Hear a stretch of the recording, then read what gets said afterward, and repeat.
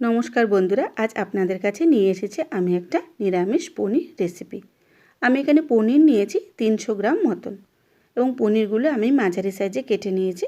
আপনারা আপনাদের সাইজ অনুযায়ী কেটে নেবেন। এবং পনির মশলা হিসেবে আমি নিয়েছি 3 চামচ পোস্ত, 2 চামচ চালমগজ, 3-4টে কাজু বাদাম, অল্প কিছু পরিমাণে কিশমিশ, 2টো শুকনো লঙ্কা আর কিছু পরিমাণে গোলমরিচ। গোলমরিচটা আমি হালকা প্যানে গরম করে নিয়ে গুঁড়ো করে নিয়েছি এবং সেটা পনিরের মধ্যে 15-20 মিনিটের মতন মাখিয়ে রেখেছি। আর এই সমস্ত পোস্ত, চালমগজ ভালো করে আমি মিক্সির মধ্যে কাজু বাদাম অল্প একটু নুন দিয়ে পেস্ট করে নিয়েছি। তারপরে আমি একটা মাঝারি সাইজের ক্যাপসিকাম কেটে নিয়েছি।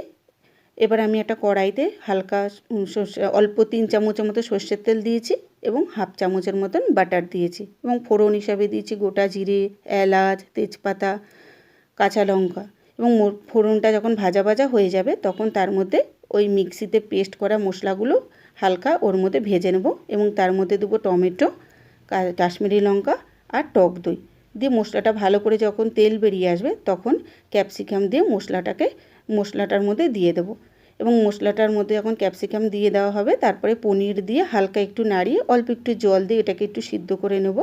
যখন এটা একটু হালকা ভালোভাবে সিদ্ধ হয়ে আসবে তার মধ্যে আমি কিছু কুচানো ধনেপাতা দিয়ে দিয়েছি। ধনেপাতাটা যখন ভালোভাবে ওর মধ্যে মিশে যাবে তখন আমি এর মধ্যে গরম মশলা দিয়েছি, বাটা গরম মশলা দিয়েছি 1 চামচের মতন আর মিষ্টি হওয়ার জন্য অল্প একটু কিশমিশ দিয়েছি এবং লাস্টে সবার শেষে আমি ওর মধ্যে একটু বাটার মিশিয়ে নিয়েছি এবং মেশানো যখন রেসিপিটা একদম কমপ্লিট হয়ে যাবে আমি একটা অন্য পাত্রের মধ্যে ঢেলে নিয়েছি।